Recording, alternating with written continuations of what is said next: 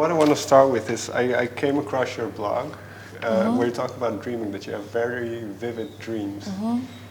Did any of your dreams inspire the new album? No. Did they have an effect on it? They may have. I can't say for sure. I can't say for sure because it's not really quantifiable. Sure. I have written songs from dreams in the past, but I didn't necessarily draw from, like, practically speaking, I didn't necessarily go into a dream and write about it. I also have also come up with vocal arrangements in dreams in the past. And some lyrics have come in dreams, but this time around I don't really recall that particularly happening. But the practice of dreaming inevitably, I do believe, has an effect on your writing. It's kind of going straight into the album, but there's one line in Cut Connection, which says, "I'm living the dream, and in the dream I'm buried alive." So I was wondering where that line came from. That's like the kind of modern day living of nuclear families and these houses with the walls and the fences and the jobs and the cars and this ideal that we should be living these lives these particular ways and separate from everyone else, lacking connection. Did that go, because you grew up Mormon, I believe, so did it go back to your own upbringing? That I don't know if that was the typical nuclear family, or... I think that ever since we've been, partnering off and getting married and having kids and buying houses, it doesn't have anything to do with Mormonism necessarily, but it's just the modern day Western kind of living. Where we're born by our parents, we're raised by our parents, we go to school, we get a job, we have children of our own, we raise them, they get a job, they marry, so on. The song really is just looking for more integral connection and also the kind of isolation that you can feel in the arts in terms of writing songs. And the arts can be a very kind of inward reflective kind of isolation that isn't necessarily healthy. The writing process is very isolating, or for me it is because I write alone.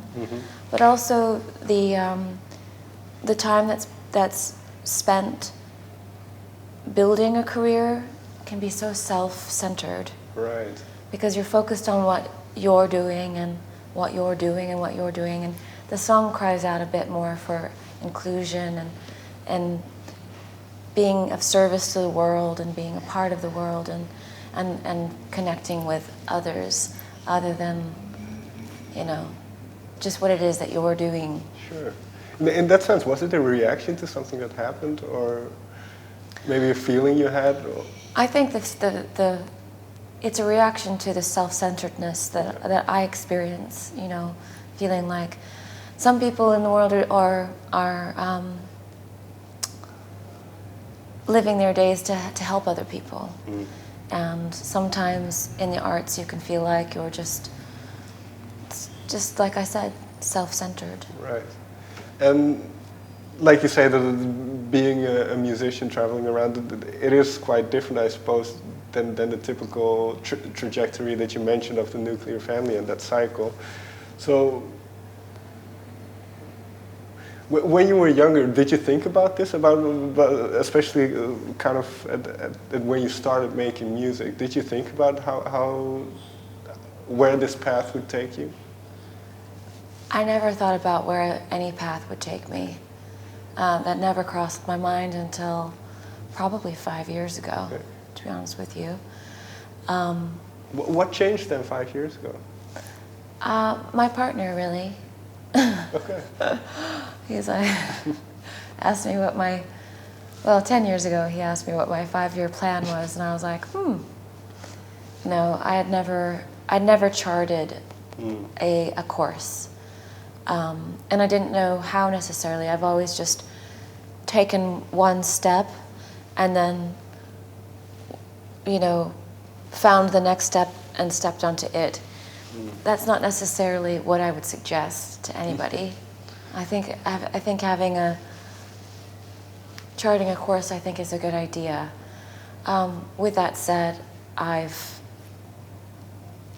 couldn't have predicted the course of my own life, as probably because I didn't try. Sure. But I couldn't have written my own story, in other words. But in that sense, did music fall into your path, or was it something you actively pursued in a way? Well, music as a force was planted in my life from very young on. I was this high when my mother was teaching us to sing, and I learned from my father, and it's something that's always been. And I've always sung, always considered myself to be a singer for what that's worth. But doing it as a vocation and doing it as a profession are different things. Sure. So when I brought my practice into the realm of a profession, that was not till quite late. And like, but can I assume then that you were writing a lot before it became a profession and before? I used to write for fun. When I was 16, I wrote for fun, and I would just I don't know why I decided to do it. I don't have any logical. It was just something my brain did, because I was walking a lot and to school and such, and it's just something I would do naturally, and I have no explanation for. I wasn't like, I think I want to try to write songs. I just, started writing songs, and they were really long and very no structure. Well, they had structure, but it was like you could have made 3 songs from one. Right. Because I would write these big, long sections, and it might try somebody's attention if they were lacking in patience. What were they about, those early ones? My first ever song I remember, and it was about my 2 best friends. Okay. Yeah. And then, well, you say you don't really know why you wrote, but what did you get out of it now looking back at that time? What did you get out of songwriting? I do recall being very aware that I was trying to create unusual melodies. And I started doing that. I mean, I guess by the time you're 16, you're quite an intelligent, an able person. Looking back on it, I think that I was probably more intelligent back then. But I for no other reason than sheer kind of passing the time and entertaining my own self, was just practicing this thing that I could do. So when you kind of arrived at your first album and it did become a profession, did the songwriting change? Yes, yeah, because I used to write as a pastime, and there was no time frame around it. Right. There was no need for it. There was no obligation or anything. There's certainly no contract between me and myself to write a song. Sure. Now there is a contract between me and myself to write a song. And others. Is that a good thing, or does it add pressure, or? It is a good thing. Okay. Depending on how you want music to play into your life, if you want to do it for your own self as a personal measure, or a service to your own self, that's fine. If you want to share it with other people in your living room, that's fine. If you want to play in the world, in venues and on records, the contract is helpful. The relationships are important, and I'm grateful to have those contracts in place. Do you have all those 3 phases still? You mentioned just writing for yourself, performing for yourself, and maybe the people around you, but then also the traveling around. I think I would like more of of the former. Okay. There isn't as much free and loose writing now. Mm. Now it comes with that obligation. But it doesn't come, it's not without the joy. Sure. It's weighted though, because it's something that I must do. Mm. And it's something I need to deliver as well. So it comes with a challenge, because it isn't something you can do in your leisure necessarily, because there's time frames now built around it. Right. So you have to work. It isn't a pastime. So in that sense, can you just set out a bit of time and say, okay, now I'm going to write a song? Or do you have to be in a certain mood? No, that's what I mean. I have to carve away at it very practically speaking. Mm.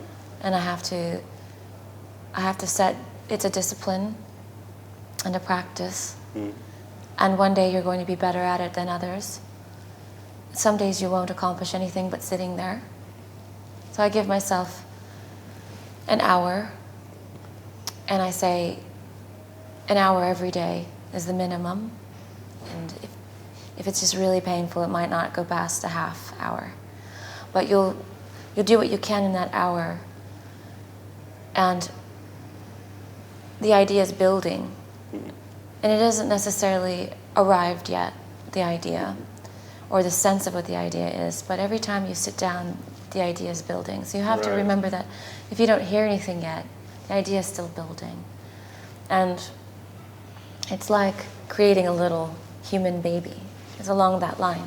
Okay. Before it has its fingers, it's building. Mm-hmm. And then you give another hour, another day.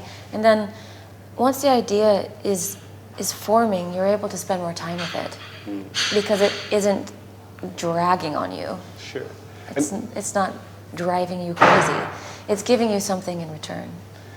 And you mentioned the painful bit that you stop when it's painful. Is that in terms of the building not going fast enough, or is that in terms of the content? And it's a whole series of frustrations.